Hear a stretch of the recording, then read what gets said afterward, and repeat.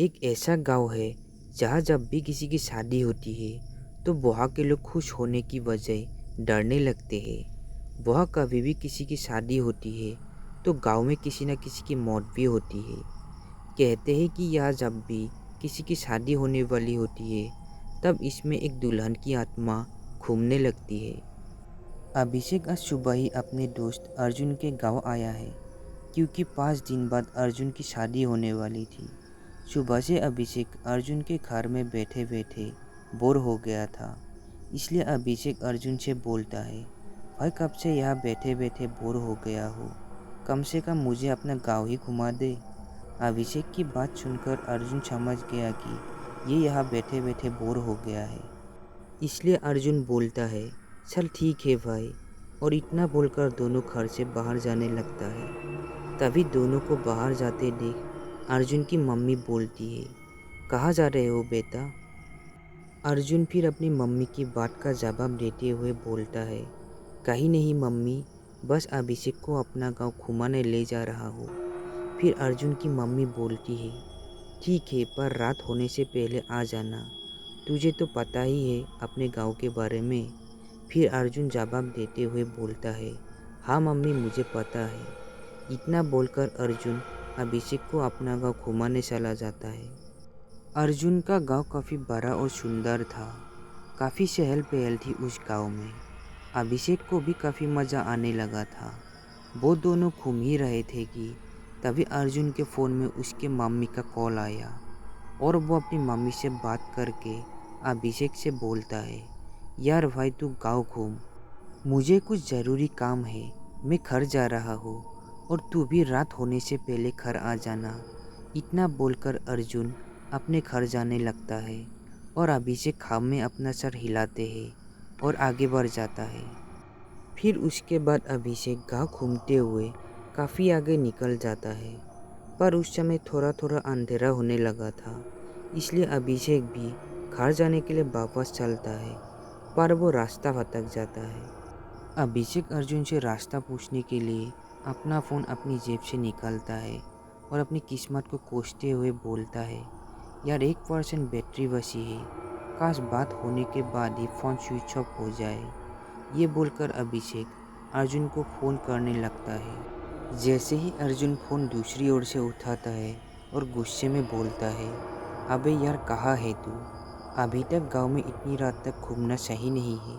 फिर अभिषेक जवाब देते हुए बोलता है, भाई पहले मेरी बात तो सुन ले। अभिषेक ने इतना ही बोला था कि तभी अभिषेक का फ़ोन स्विच ऑफ हो जाता है। उसके बाद अभिषेक आगे जाने लगता है और सोचता है, अभी आगे कहीं से रास्ता पूछ लूँगा। यही सोचते हुए अभिषेक आगे तो बढ़े जा रहा था, पर उसे वहाँ आसपास कोई नहीं दिखा। तो अभिषेक को ये देखकर बड़ी हैरानी होती है, क्योंकि तभी थोड़ी देर पहले इस गांव में काफ़ी चहल पहल थी, पर अब पूरा गांव में सन्नाटा सा छाया हुआ था। अब दूर दूर तक कोई नज़र नहीं आ रहा था। अभिषेक इधर उधर चले ही जा रहा था, पर वो अर्जुन के घर का रास्ता नहीं ढूंढ पा रहा था। रास्ता ढूंढते हुए अभिषेक को अब लगभग 2-3 घंटा हो गया था और अभिषेक अब काफ़ी थक सा गया था। तभी उसकी नज़र उसके सामने एक लड़की पर पड़ी, जिसने दुल्हन जैसे कपड़े पहने थे और वो उसे देखकर मुस्कुरा रही थी। फिर उसके बाद वो लड़की अभिषेक के पास आकर बोलती है, आगे आप मेरे साथ चलिए। इतना बोलकर वो लड़की अभिषेक को अपने साथ ले जाने लगती है। अभिषेक कुछ समझ नहीं पा रहा था, वो बस उसके साथ चले जा रहा था। फिर उसके बाद वो लड़की अभिषेक को एक सेहरा पहना देती है और उसको एक गड्ढे के पास लेकर जाती है, जिसमें उसने देखा कि कई सारे कटे हुए सिर पड़े थे और उन सब ने दूल्हे का सेहरा पहना हुआ था। अभिषेक ये देखते ही वहाँ से भागने लगता है। अभिषेक लगातार भागे ही जा रहा था, पर तभी वो भागते भागते एक ही जगह पर रुक जाता है। वो इसलिए रुका क्योंकि उसने देखा सामने बिना सिर वाले लोग खड़े थे और उन सब ने दूल्हे के कपड़े पहने थे। शायद वो वही लोग थे जिनके सिर उस गड्ढे में पड़े थे। फिर उसके बाद अभिषेक उनसे बचने के लिए अपने पीछे की ओर भागने को जैसे ही मुड़ा तो उसके सांस जैसे रुकने सी लगी थी, क्योंकि उसने देखा कि उसके सामने वही लड़की खड़ी थी और उसके पास दूल्हे के कपड़े थे और वो धीरे धीरे उसके पास आती जा रही थी और वो सभी बिना सिर वाले लोग भी उसके पास आते जा रहे थे। तभी अभिषेक जहाँ खड़ा था वहाँ अचानक से तेज रोशनी हो गई। तभी अभिषेक ने देखा कि वो जिस खंबे के नीचे खड़ा था उस खंबे की स्ट्रीट लाइट चलने के कारण बहुत तेज रोशनी हो गई थी। तभी अभिषेक ये नोटिस करता है कि जब से बहुत रोशनी हुई तब से ही वो लड़की और वो सभी बिना सिर वाले लोग वही रुक गए थे और अभिषेक ये समझ चुका था कि अब उसे बचना है तो उसे वही रुकना होगा। इसलिए अभिषेक उसी खंबे के नीचे खड़े होकर पूरी रात निकल लेता है।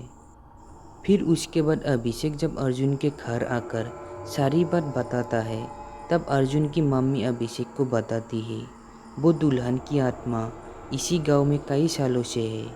कहते हैं कि उस लड़की की जिस दिन शादी होने वाली थी उसी दिन उसका कत्ल किसी ने कर दिया था। तभी से वो जब भी इस गांव में किसी की शादी होती है तो वो किसी न किसी की जान ज़रूर लेती है। और तुम इसलिए बच पाए थे क्योंकि जिस खंबे के नीचे तुम खड़े थे उसमें सफ़ेद रोशनी देने वाली एलईडी लाइट थी। और ये कहते हैं कि शैतानी शक्ति सफ़ेद रोशनी में नहीं आ सकती। तो दोस्तों हमारी आज की ये कहानी कैसी लगी कमेंट में ज़रूर बताना।